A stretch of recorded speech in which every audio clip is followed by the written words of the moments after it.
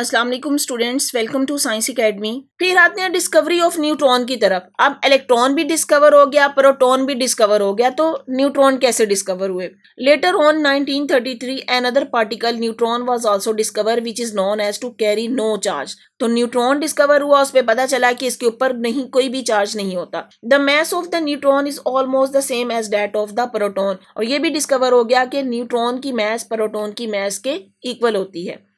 These three particles, electron, proton and neutron, were given the name fundamental particle and are shown to be present in all atoms except ordinary hydrogen which does not have a neutron.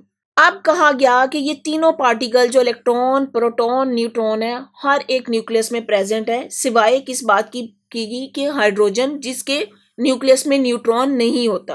Irrespective of the fact that these atom behave very different from one another. अभी उस वक्त उनको इस fact का नहीं पता था कि ये एटम जो एक दूसरे से डिफरेंट बिहेव करते हैं। It was however also shown that the number of these particles is different in different atom। तो उस वक्त जो कंसेप्ट दिया गया था सिर्फ यही कहा गया था कि ये पार्टिकल जो है वो हर एटम में डिफरेंट होते हैं। मतलब उनको क्लियर नहीं पता था कि कितने हैं, लेकिन एक कॉन्सेप्ट दे दिया गया था कि हर एटम के अंदर या हर एलिमेंट के एटम में ये पार्टिकल्स प्रोटॉन, न्यूट्रॉन, इनकी तादाद डिफरेंट होती है। अब जो एक साइंस में स्टार्ट हुई थी डिस्कवरी के एटम था, पहले कहा गया कि एटम जो है वो डिवाइड नहीं किया जा सकता, बाद में पता चला कि एटम को डिवाइड किया जा सकता है। फिर उसमें उसके पार्टिकल्स डिस्कवर हुए जिसमें प्रोटॉन, इलेक्ट्रॉन, न्यूट्रॉन आ गया।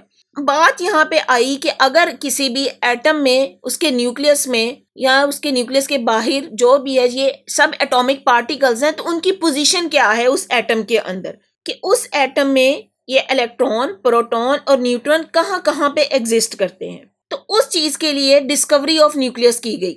जी स्टूडेंट्स, अगर आपको मेरा लेक्चर समझ आया है तो अपने फ्रेंड्स के साथ शेयर करें, मेरी वीडियो को लाइक करें और चैनल को सब्सक्राइब करें। बेल आइकन को क्लिक कर दें ताकि आने वाली हर वीडियो सबसे पहले आपको मिल जाए।